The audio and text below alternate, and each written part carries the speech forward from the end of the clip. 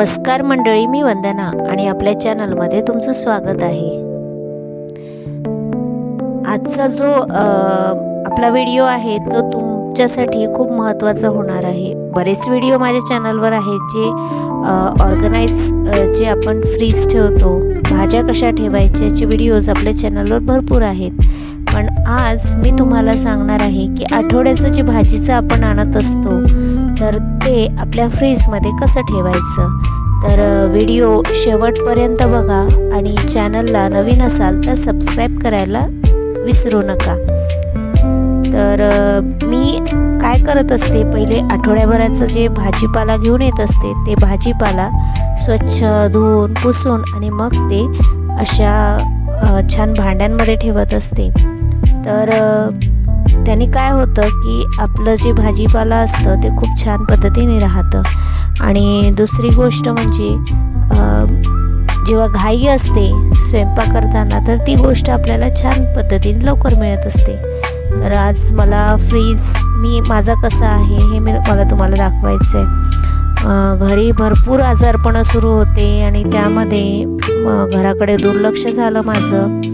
आणि तुम्हाला माहिती आहे की आमच्याकडे माझ्या मिस्टरांची सर्जरीसुद्धा झाली होती, त्यामुळे व्हिडिओ काही येत नव्हते।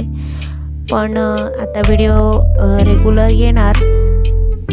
आणि भरपूर काही गोष्टी झाल्या आयुष्यामध्ये, पण त्या गोष्टींना सामना करत करत मी इथपर्यंत आलेली आहे। पाहिजे तसं यश काही मिळत नाही आहे, पण तुम्ही चॅनलला सबस्क्राईब करा आणि व्हिडिओ मला भरपूर सपोर्ट करा हीच विनंती आहे। तर माझा फ्रीज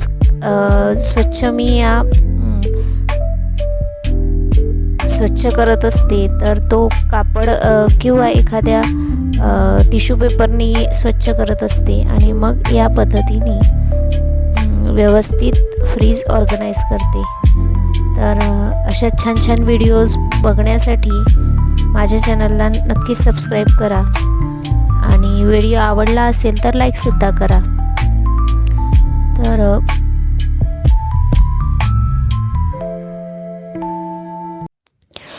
आपण भरपूर लोकांसाठी भरपूर काही करत असतो, आपल्या आयुष्याकडे किंवा आपल्या स्वतःकडे सुद्धा दुर्लक्ष करत असतो। पण काय होतं ना की या सगळ्या गोष्टीमध्ये जेव्हा आपण करत असतो तेव्हा कोणीच आपल्याला काही बोलत नाही, पण एखादी मिस्टेक झाली आपल्यासोबत की लगेच आपल्याला बोलायला बरेच लोक तयार होऊन जातात। सपोर्ट करायला कोणीच नसतं, पण बोलायला सगळं जग असतं।